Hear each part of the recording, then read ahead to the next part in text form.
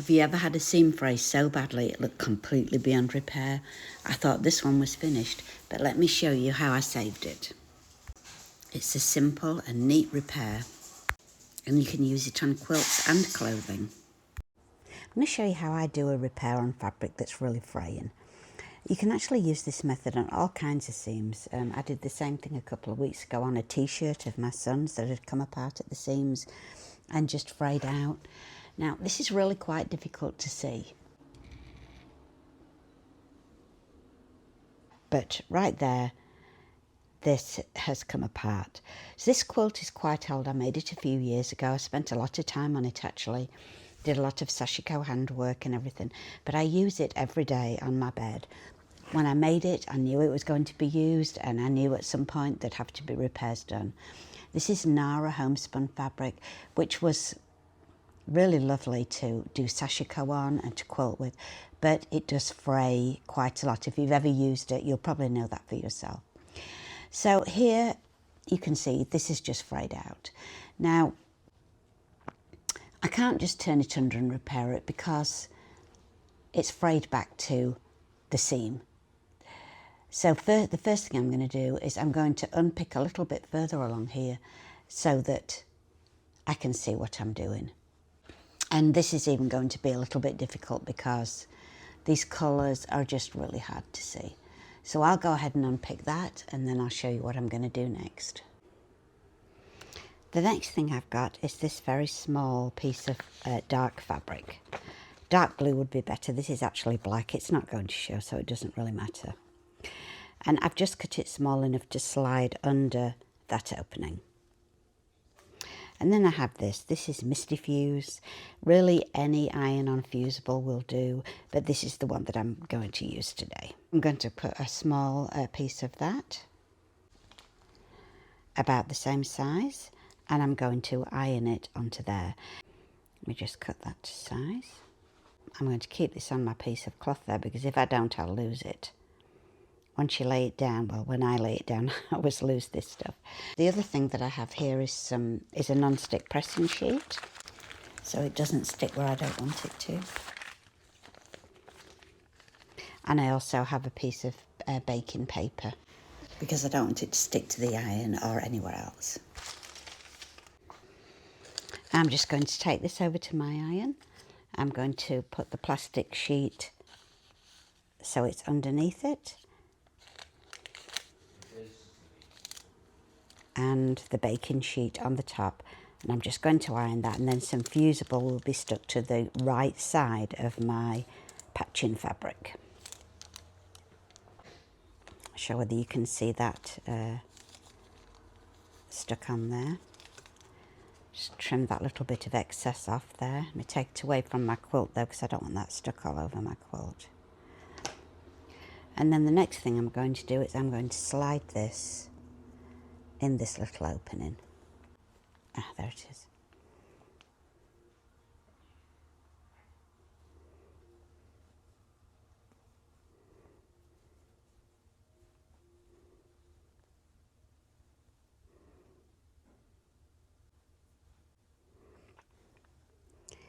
Now what I'm trying to do here is I'm going to spread these frayed edges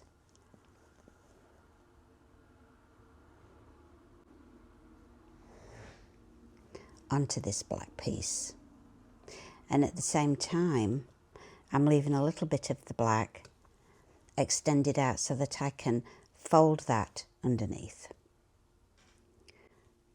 So I've got that in position where I want it.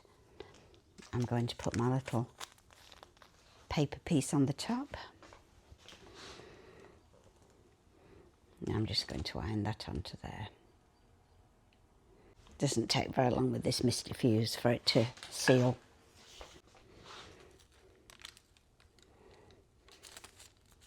Just give it a minute longer. It's better if it cools a little bit before you try to peel it away.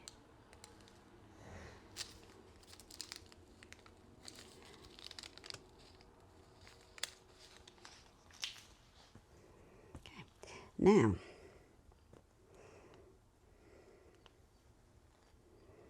When I fold this under, it's going to take the frayed edges with it, and it's also going to reinforce that seam. I'm going to fold that back.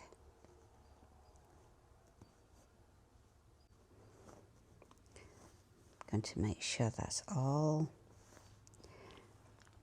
nice and neatly tucked under there.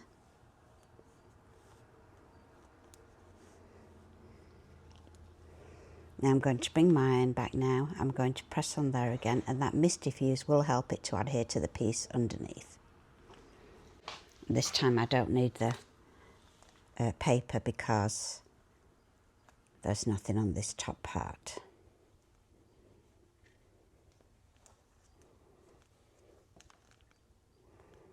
Quite tuck it under enough there.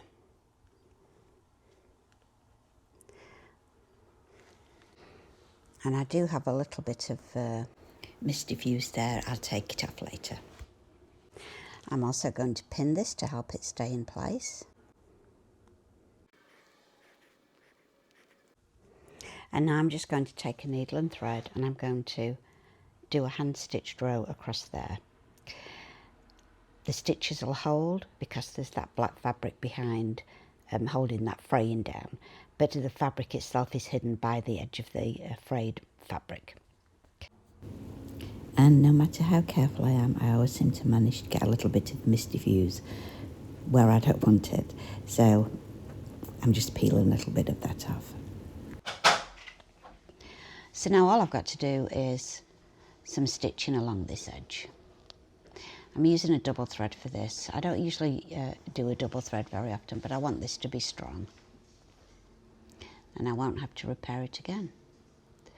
Although I think this is such fraying material, I'm expecting to have to do this in other spots. But as I say, I made this several years ago, and this is the first one that's actually come apart, which I'm quite surprised because of how fraying this fabric is.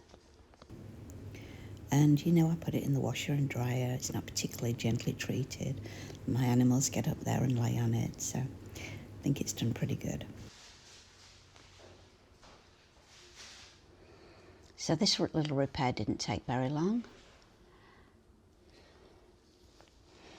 I think you can tell by looking at it that this quilt is well used.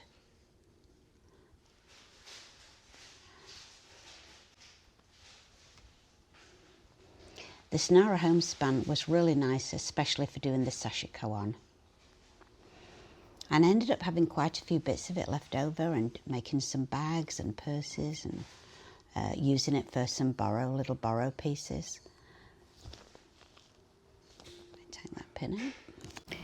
And you can't really tell, but my needle is going into the actual black fabric that's underneath. That's what I'm stitching to the main part of the quilt.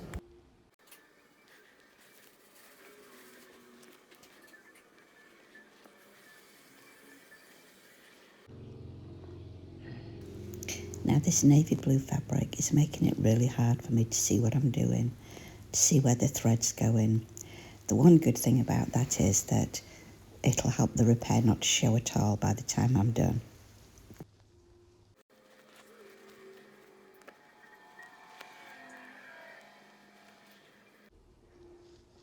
I'm just going around this corner a little bit because I did take it back a little bit further than I needed to, just because I needed to fit the fabric under there. I just need to finish that off there, and that's done.